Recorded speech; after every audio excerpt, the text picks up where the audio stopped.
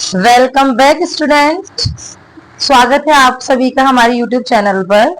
उम्मीद है आप लोग मुझे नहीं भूले होंगे, लेकिन आज मैं आपके लिए लेकर आई हूँ 10th का इलेक्ट्रिसिटी चैप्टर। एक्चुअल में ये जो चैप्टर है, ये चैप्टर कई बच्चों को बहुत ज्यादा टफ और न्यूमेरिकल है, तो बच्चों को प्रॉब्लम आती है। लेकिन आज मैं यहाँ पर आई हूँ आपके फिजिक्स के सभी डाउट क्लियर करने के लिए। कोशिश करूंगी कि हम इस चैप्टर को बहुत इंटरेस्टिंग तरीके से पढ़ें, सभी चीजों को हम कॉमन चीजों के साथ जोड़ें, ताकि हमें उन एग्जाम्पल्स से सभी के सभी कॉन्सेप्ट याद हो जाए। ठीक है, चैप्टर को इंटरेस्टिंग बनाएंगे। अगर आपको कोई भी डाउट है तो आप मुझसे वो पूछ सकते हैं, इसीलिए वीडियो को लास्ट तक जरूर देखें। तो चलिए स्टार्ट करते हैं। चैप्टर है हमारा इलेक्ट्रिसिटी। तो सबसे पहली बात आती है इलेक्ट्रिसिटी होता क्या है। इलेक्ट्रिक करंट को ही इलेक्ट्रिसिटी कहते हैं। इलेक्ट्रिक करंट को ही इलेक्ट्रिसिटी कहते हैं। अब मैडम इसमें क्या अलग हो गया, इलेक्ट्रिसिटी का सिनोनिम इलेक्ट्रिक करंट हो गया। हाँ, पता है मुझे कि इलेक्ट्रिसिटी का सिनोनिम इलेक्ट्रिक करंट है, लेकिन मैं आपको ये बताना चाहती हूँ कि जब भी किसी वायर के दोनों एंड्स पर आप किसी भी बैटरी को ज्वाइन कर देते हैं, लगा देते हैं, तो बैटरी लगाते ही वायर के अंदर से करंट आई बहना स्टार्ट हो जाते हैं। तो सबसे पहली बात तो ये है कि ये करंट आई आया कहां से। अब बच्चे कहते हैं मैडम बैटरी से। हाँ बेशक, करंट का फ्लो करना ना बैटरी का ही काम है, लेकिन एक्चुअल में जो करंट होता है ये बना होता है इलेक्ट्रॉन्स से। अगर कहीं पर आपको क्वेश्चन दिख जाए, what are the constitute of electric current, electric current के कॉन्स्टिट्यूट कौन होते हैं। तो इलेक्ट्रिक करंट के कॉन्स्टिट्यूट होते हैं हमारे इलेक्ट्रॉन्स। इलेक्ट्रॉन्स के बारे में आप सभी बच्चे जानते होंगे, ये केमिस्ट्री का टॉपिक है। किसी भी एटम के अंदर इलेक्ट्रॉन, प्रोटॉन और न्यूट्रॉन तीनों प्रेजेंट होते हैं, जिसमें से इलेक्ट्रॉन सर्कुलर ऑर्बिट्स के अंदर सर्कुलर मोशन करते रहते हैं, जबकि प्रोटॉन और न्यूट्रॉन किसी भी एटम के न्यूक्लियस के अंदर प्रेजेंट होते हैं। ठीक है, किसी भी इलेक्ट्रॉन पर नेगेटिव चार्ज ही होता है। किसी भी क्या मतलब, सभी इलेक्ट्रॉन पर नेगेटिव चार्ज होता है। इलेक्ट्रॉन पर -1.6 मल्टीप्लाई 10⁻⁻19 कूलम, इतना एक इलेक्ट्रॉन पर चार्ज प्रेजेंट होगा। ठीक है, तो जब भी किसी भी वायर के अंदर से करंट को फ्लो करते हो, तो एक्चुअल में करंट में क्या फ्लो हो रहे हैं, इलेक्ट्रॉन। क्लियर है यहाँ तक का। अब क्वेश्चन, क्या इलेक्ट्रॉन करंट की डायरेक्शन में फ्लो होते हैं या फिर इलेक्ट्रॉन करंट की अपोजिट डायरेक्शन में फ्लो होते हैं। तो याद रखिएगा, इलेक्ट्रॉन हमेशा करंट की अपोजिट डायरेक्शन में फ्लो होते हैं। अगर इलेक्ट्रॉन इधर जा रहा है तो करंट इधर जाएगा, अगर इलेक्ट्रॉन ऊपर जा रहा है तो करंट नीचे जाएगा। ठीक है, तो इलेक्ट्रॉन की डायरेक्शन हमेशा अपोजिट होती है करंट की डायरेक्शन से, या बोल दो करंट की डायरेक्शन हमेशा अपोजिट होती है इलेक्ट्रॉन की डायरेक्शन से। तो इलेक्ट्रिक करंट जो है वो प्रोटॉन की डायरेक्शन के तो सेम डायरेक्शन में चलता है, लेकिन इलेक्ट्रॉन की डायरेक्शन के अपोजिट डायरेक्शन में चलता है। जैसे बताती हूँ, आपने ये बैटरी लगाई, इलेक्ट्रॉन कहाँ फ्लो होंगे, नेगेटिव टू पॉजिटिव। तो ये रहे इलेक्ट्रॉन नेगेटिव, ये रहे इलेक्ट्रॉन नेगेटिव से, और ये जा रहे हैं इलेक्ट्रॉन पॉजिटिव की तरफ। जबकि करंट हम क्या लेते हैं, पॉजिटिव टू नेगेटिव। तो करंट की डायरेक्शन हमेशा होती है पॉजिटिव टू नेगेटिव, लेकिन इलेक्ट्रॉन की डायरेक्शन क्या होती है, नेगेटिव टू पॉजिटिव। लिख देते हैं, direction of current I is always positive to negative. Direction of electron is always negative to positive. अब ऐसा क्यों होता है ये चैप्टर में आपको आगे समझ में आने लगेगा धीरे धीरे। तो चलिए आगे बढ़ते हैं। अब तो इलेक्ट्रॉन जो है वो इलेक्ट्रिक करंट के कॉन्स्टिट्यूट होते हैं। क्लियर? इलेक्ट्रॉन हमेशा नेगेटिव से पॉजिटिव की तरफ जाते हैं, नेगेटिव से पॉजिटिव की तरफ जाते हैं, जबकि करंट हमेशा पॉजिटिव से नेगेटिव की तरफ जाता है। क्लियर? यानी इस सर्किट के अंदर करंट तो कुछ ऐसे जा रहा है, ऐसे जा रहा है, जबकि इलेक्ट्रॉन कुछ ऐसे जा रहा है। क्लियर है यहाँ तक की बात है? आगे बढ़ते हैं। तो इलेक्ट्रिक करंट की डेफिनेशन क्या हुई? इलेक्ट्रिक करंट का मतलब होता है the rate of flow of charge is called electric current. The rate of flow of charge is called electric current. यानी कि किसी भी वायर के अंदर अगर चार्ज बह रहा है तो उस चार्ज के बहने को ही हम इलेक्ट्रिक करंट कहते हैं। जैसे कि मान लो ये मेरा मार्कर एक वायर है, इस वायर के दोनों एंड्स पर मैंने एक बैटरी लगा दी है। बैटरी लगाते ही तार के अंदर करंट आना शुरू हो जाएगा। क्यों? क्योंकि बैटरी लगाते ही इलेक्ट्रॉन एक स्ट्रेट पाथ पर एक के पीछे एक, एक के पीछे एक, एक के पीछे एक, एक के पीछे एक चलने लग गए, जिसकी वजह से वायर में क्या फ्लो हो रहा है? करंट फ्लो हो रहा है। समझ में आ गई मेरी बातें? ठीक है। तो the rate of flow of charge is called electric current. Rate का मतलब होता है किसी भी क्वांटिटी के अपोन में टी। और रेट किसकी चल रही है? चार्ज की, क्योंकि फ्लो कौन हो रहा है? चार्ज हो रहा है। तो I is equal to Q upon T. ये आपके चैप्टर का फर्स्ट फॉर्मूला है आपके लिए। I is equal to Q upon T, where I is electric current, Q is charge and T for time. Clear? I for current, Q for charge and T for time. चलिए आगे बढ़ते हैं। Clear यहाँ तक का? Current की जो unit होती है, करंट की यूनिट एम्पियर होती है। The SI unit of electric current is ampere, named by Andre मेरी एम्पियर। क्लियर? साइंटिस्ट का नाम क्या है यहाँ पर? आंद्रे मेरी एम्पियर। तो ऐसा unit of electric current is ampere. Clear? ठीक। अब अगर किसी सर्किट में करंट बह रहा तो कितना करंट बह रहा है कैसे पता करें? छू के देखें क्या? अरे छू के मत देख लेना, चिपक जाओगे। अगर ज्यादा वोल्टेज का, ज्यादा पावर का करंट आ गया तो चिपक जाओगे, तो छूना नहीं है। तो किसी भी सर्किट के अंदर करंट कितना फ्लो हो रहा है ये पता करने के लिए हमें एक इंस्ट्रूमेंट दिया गया है। तो the instrument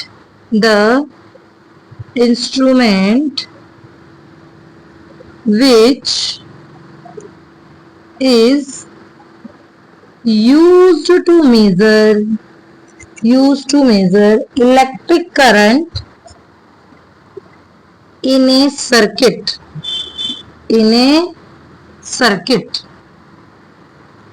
the instrument which is used to measure electric current in a circuit is called a meter। तो जिस इंस्ट्रूमेंट को आप काम में लेते हो उसे कहते हैं अमीटर। कुछ ऐसा दिखाई देगा आपको भी आगे अमीटर। ठीक है? बट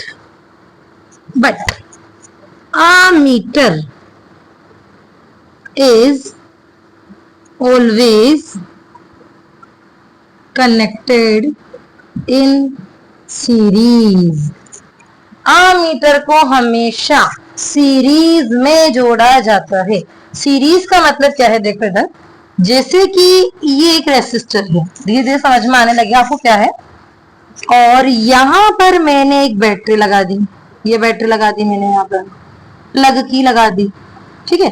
तो अमीटर कहाँ लगा है, तो अमीटर हमेशा बैटरी के साथ ही सीरीज में ही लगा दीजिए। जैसे कि यहाँ पर लगा दो अमीटर, ये बैटरी का पॉजिटिव है तो ये रहा पॉजिटिव, और दूसरा क्या हो जाएगा, negative.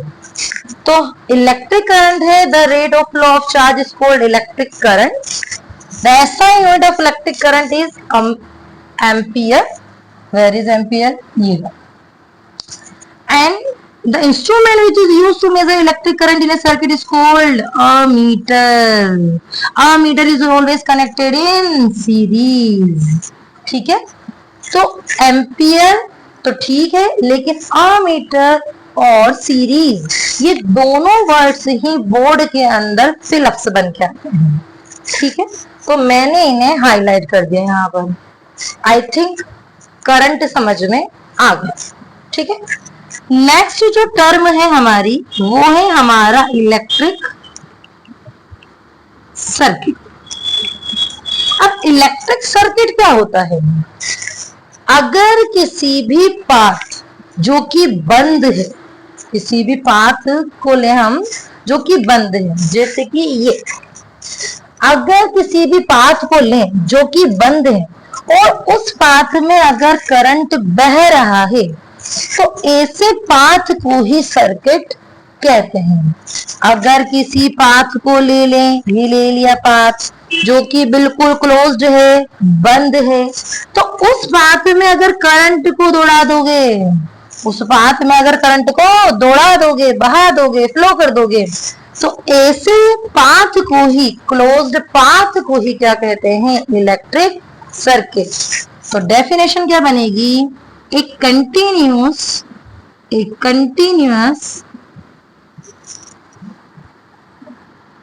a continuous and closed circuit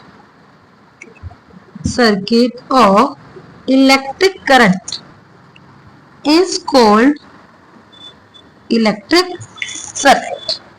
clear है यहाँ तक का, ठीक है। तो स्क्रीनशॉट ले लीजिए आप इसका। तो चलिए चलते हैं आगे।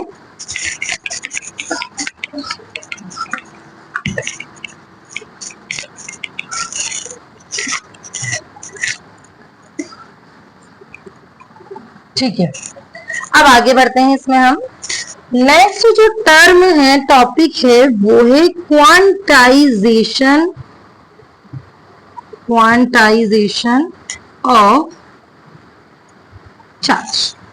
अब ये क्वांटाइजेशन ऑफ चार्ज क्या होता है, according to this topic, charge जो है वो जब भी एक बॉडी से दूसरी बॉडी में ट्रांसफर होता है तो होल इंटीजर मल्टीपल की फॉर्म में होता है ऑफ इलेक्ट्रॉन।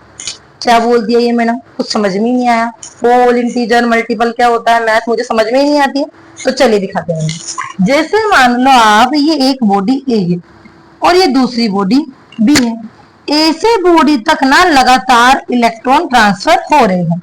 ये जा रहे हैं भैया इलेक्ट्रॉन, तो ए से बी तक 1 electron, 10 electron, 50 electron, 100 electron transfer हो सकते हैं। कभी भी आप ये नहीं सुनेंगे कि आधा इलेक्ट्रॉन ट्रांसफर हुआ, 3/4 इलेक्ट्रॉन ट्रांसफर हुआ, 2/5 इलेक्ट्रॉन ट्रांसफर हुआ। यानी कि आपको जब भी इलेक्ट्रॉन ट्रांसफर होते हुए दिखेंगे ना, वो हमेशा होल इंटीजर मल्टीपल, यानी होल नंबर जिन्हें आप कहते हैं। मल्टीपल किसका है, इलेक्ट्रॉन का। यानी जितने भी इलेक्ट्रॉन ट्रांसफर हो रहे हैं, आप उनकी डिजिट को इलेक्ट्रॉन से क्या कर दोगे, मल्टीप्लाई। तो यानी कि इलेक्ट्रॉन हमेशा एक बॉडी से दूसरी बॉडी पर ट्रांसफर होते हैं in the form of whole integer multiple of electron. लिख देते हैं इसमें, electrons are transferred from one body to the other body in the form of whole integer multiple of electron. Whole integer multiple of electrons. Clear? तो ये है आपका quantization of charge. इसके लिए आपको एक फॉर्मूला मिला है Q is equal to plus minus n e, जो कि आपको सीनियर क्लासेस में भी दिखाई देगा। यहां पर जो Q है, Q for charge, N for number of electrons and E for charge on one electron.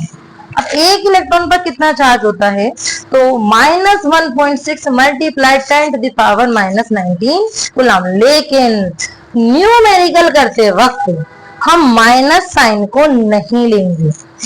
यहाँ पर जो प्लस माइनस लगाया है इसलिए लगाया है because charge can be positive और चार्ज कैन बी नेगेटिव। ये पॉजिटिव और नेगेटिव दोनों हो सकता है। ठीक है, next, the SI unit of electric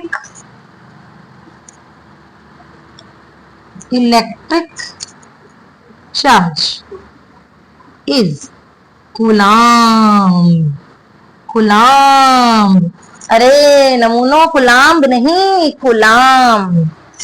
इसका जो प्रोनाउंसिएशन है वो आपको कूलाम ही रखना है। यहाँ पर बी वर्ड जो है वो साइलेंट है। ठीक है, तो I think quantization of charge समझ में आ गया होगा कि चार्ज एक बॉडी से दूसरी बॉडी पर हमेशा 1 2 3 4 यानी whole integer multiple of electron की फॉर्म में ट्रांसफर होता है। ठीक है, जो चार्ज है उसकी एसआई यूनिट होती है कूलम। तो चलिए अब आगे बढ़ते हैं। हमने देखा I is equal to Q upon T।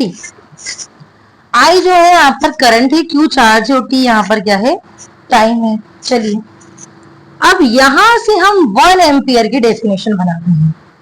Current की यूनिट क्या होती है, एम्पियर। चार्ज की यूनिट क्या होती है, कूलम। टाइम की यूनिट क्या होती है, सेकंड। 1 1 1 रटना नहीं है, देखो रटो मत। अगर आप हमारे पास आए हो, हमसे पढ़ रहे हो, तो हम रटना बिल्कुल नहीं सिखाएंगे।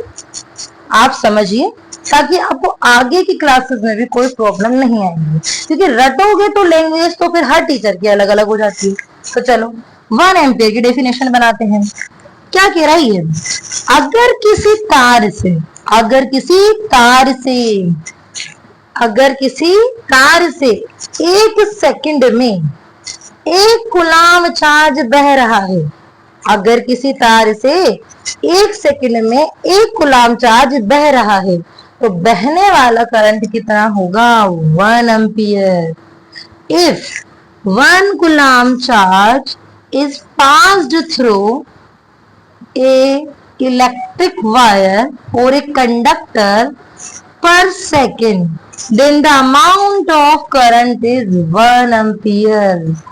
तो क्या बोला मैंने, if 1 coulomb charge is passed through a wire per second or each second, the amount of current which is flow in the wire is 1 ampere।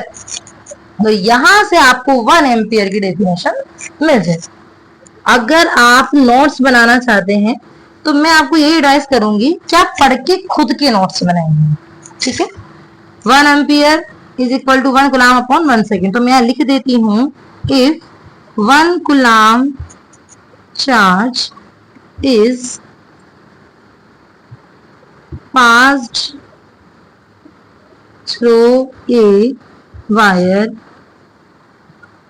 पर second, then amount of current in the wire is 1 ampere। Clear? तो यहां से आपको ना 1 ampere की definition मिल जाए। Clear? अब अपन एक क्वेश्चन देखते हैं। चलिए क्वेश्चन पर आ जाते हैं। क्या क्वेश्चन है? How many electrons are required how many electrons are required for 1 coulomb charge? ठीक है, ठीक। How many electrons are required for 1 coulomb charge? 1 coulomb charge को बहाने के लिए कितने इलेक्ट्रॉनों की जरूरत होगी? यानी 1 कूलम्ब चार्ज अगर किसी तार से बह रहा है, एक तार से 1 कूलम्ब चार्ज बह रहा है, तो उस 1 कूलम्ब चार्ज में कितने इलेक्ट्रॉन बह रहे हैं? अब कैसे गिने? तो ऐसे नहीं गिनना, आप फॉर्मूले को काम में लीजिए। हाउ मेनी का मतलब कितने आदमी थे, तो हाउ मेनी का मतलब है कितने आते ही आपसे नंबर ऑफ इलेक्ट्रॉन पूछ लिया, तो नंबर ऑफ इलेक्ट्रॉन आते ही आप लगा दो क्वांटाइजेशन ऑफ चार्ज। क्यू की वैल्यू क्या है? 1 कूलम्ब। 1 कूलम्ब नहीं लिखना, मैथ में कभी भी 1 सेंटीमीटर लंबाई को वैल्यू रखते हो, एक ही रखते हो या 1 सेंटीमीटर रखते हो, एक ही रखते हो ना, या 1 मीटर रखते होंगे। तो Q की वैल्यू है यहाँ पर 1 कूलम्ब और N हमें फाइंड आउट करना है। E की वैल्यू है चार्ज ऑन 1 इलेक्ट्रॉन, तो 1.6 multiply 10 to the power minus 19, 1 upon 1.6 multiply 10 to the power minus 19 is equal to N। Solve करिए इसको, सोल्व करिए आप इसे। तब तक मैं अपने मार्कर को इंक पिलाती हूँ और अपने आप को थोड़ा सा पानी।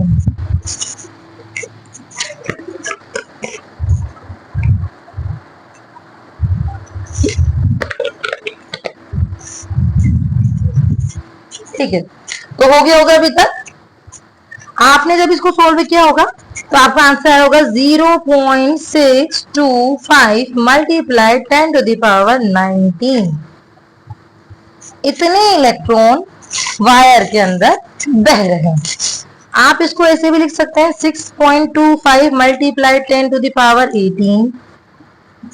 आप इसे ऐसे भी लिख सकते हैं 6 मल्टीप्लाई 10 to the power 18। ये तीनों ही आंसर्स बिल्कुल करेक्ट है, कोई मार्क्स आपके नहीं कटेंगे। ठीक है, तो चलो अब आगे चलते हैं। यहां तक अगर कोई भी डाउट है, कोई भी क्वेश्चन है, तो आप मुझे कमेंट बॉक्स में कमेंट कर सकते हैं, मैं उस कमेंट का आंसर जरूर दूंगी।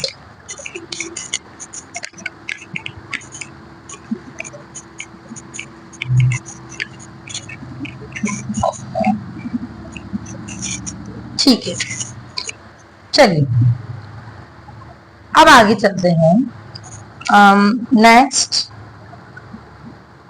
नेक्स्ट टॉपिक है अपना इलेक्ट्रिक पोटेंशियल। ठीक है, उससे पहले कुछ नोट्स बता दूं मैं आपको यहाँ पर। नोट, अब नोट क्या कह रहा है? 1 मिली एम्पियर। अब चाहे एम्पियर लग जाए, मीटर लग जाए, कुछ भी, एम मतलब milli 10 to the power minus 3, micro 10 to the power minus 6, nano 10 to the power minus 9, pico 10 to the power minus 12। Symbol लिख देती हूँ, मिली, माइक्रो, नैनो, पीक। ठीक है, तो ये आप नोट में अलग से लिख लें। तो अब आ जाते हैं electric potential and potential difference.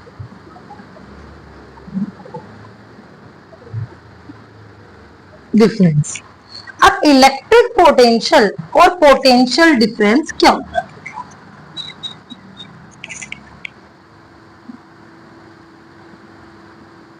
ठीक है, इलेक्ट्रिक पोटेंशियल और पोटेंशियल डिफरेंस क्या होता है?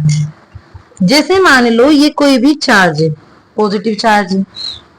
तो हर चार्ज अपने चारों तरफ एक सर्टेन एरिया डेवलप करता है, जिससे कि हर मैग्नेट करती है।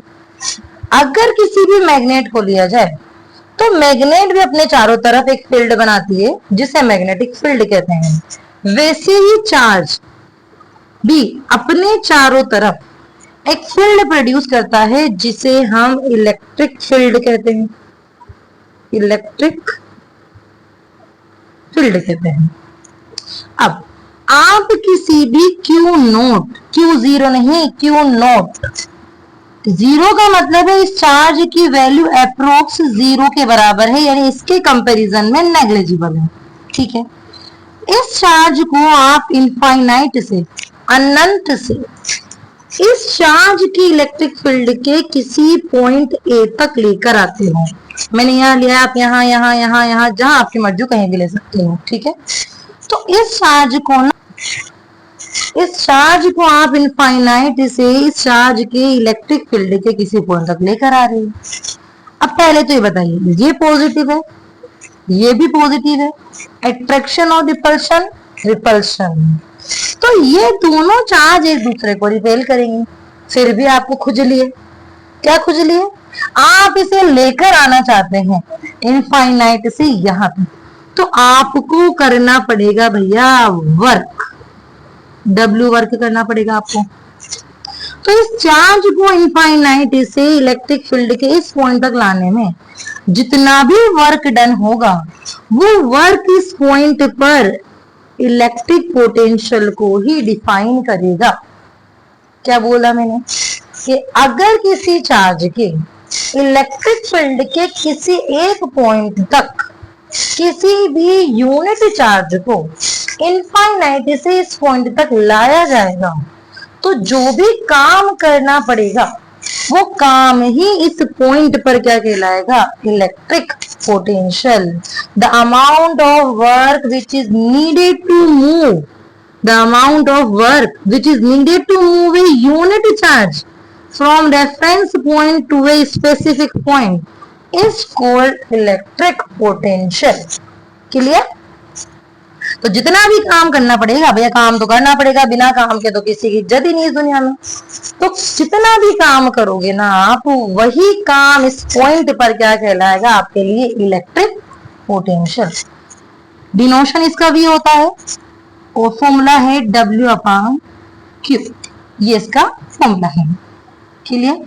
ठीक है, V है यहाँ पर पोटेंशियल, W है यहाँ पर वर्क और Q है यहाँ पर चार्ज। क्लियर? अब अगला पोटेंशियल डिफरेंस। पोटेंशियल डिफरेंस का मतलब है किन्हीं भी दो पोटेंशियल के बीच का डिफरेंस। जैसे मान लो ये एक A पॉइंट है और ये दूसरा B पॉइंट है। अब इसका पोटेंशियल VA है, इसका पोटेंशियल VB है, तो इन दोनों के पोटेंशियल का जितना भी अंतर होगा उसे ही पोटेंशियल डिफरेंस कहते हैं। कैसे? देखते हैं। जैसे मैं इसको पहले इनफाइनाइट से यहाँ तक लेकर आ गई, लिख देती हूँ यहाँ पर, इसे यूनिट चार्ज कहते हैं, यूनिट चार्ज। ठीक है, अब क्या करती हूँ, अभी भी खुजली नहीं मिट रही तुम लोगों की? अरे कैंडिड डस्टिंग पाउडर लगाओ, खुजली नहीं मिट रही तो चल, तो हम क्या करेंगे, A पॉइंट से B पॉइंट तक अब इस यूनिट चार्ज को फिर से लेकर जाते हैं। पहले तो इनफाइनाइट से यहां तक ले आए, तो इनफाइनाइट से लाना तो कहलाएगा इलेक्ट्रिक पोटेंशियल। लेकिन अब A पॉइंट से B पॉइंट तक, जो कि इलेक्ट्रिक फील्ड के ही दो पॉइंट हैं, इलेक्ट्रिक फील्ड के ही किसी एक पॉइंट से दूसरे पॉइंट तक किसी यूनिट चार्ज को ले जाने में अब जो वर्क W होगा, अब वर्क क्या कहलाएगा? Potential difference. The amount of work, the amount of work which is needed to move, which is needed to move, which is needed to move a unit charge from a one point, from one point to the another point in electric field क्या कहलाएगा? Potential difference. अनंत से लाओगे तो potential electric field के एक point से दूसरे point पर ले जाओगे तो क्या कहलाएगा, पोटेंशियल डिफरेंस। फॉर्मूले में कोई चेंजेस नहीं है, दोनों का फॉर्मूला सेम ही है, और दोनों की जो यूनिट है वो है आपकी वो named by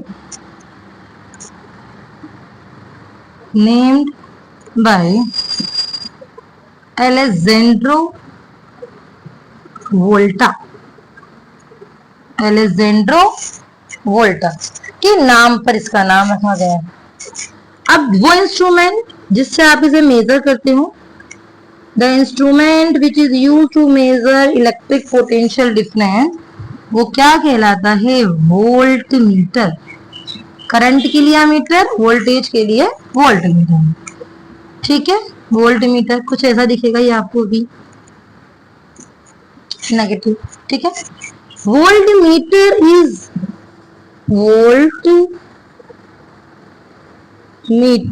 is always connected in उल्टा हो गया, देखो, उसे सीरीज में जोड़ते हैं और इसे पैरेलल में जोड़ते हैं। कैसे, कुछ ऐसे, जैसे ये एक रेसिस्टर है, ये बैटरी है, ये प्लग की है, तो अमीटर तो सीरीज में, जैसे यहाँ आ गया मीटर, ये आ गया मीटर, लेकिन वोल्ट मीटर को पैरेलल में जोड़ा जाएगा। ये जोड़ दिया पैरेलल में।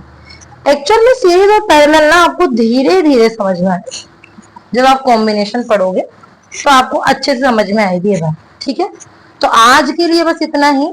आई थिंक सभी टॉपिक क्लियर हुए होंगे आपके। देखो, चैप्टर बड़ा अच्छा से, अगर आप मेरे साथ बने रहेंगे तो आपका हर एक डाउट में पूरी कोशिश करूंगी हर तरीके से क्लियर है। कोई भी ऐसा क्वेश्चन नहीं होगा बुक का जो मिस हो जाए हमसे, सभी न्यूमेरिकल आपको यहाँ पे सॉल्व करवाए जाएंगे। तो आगे आप मेरे साथ बने रहिएगा मेरे second lecture. Okay, thank you.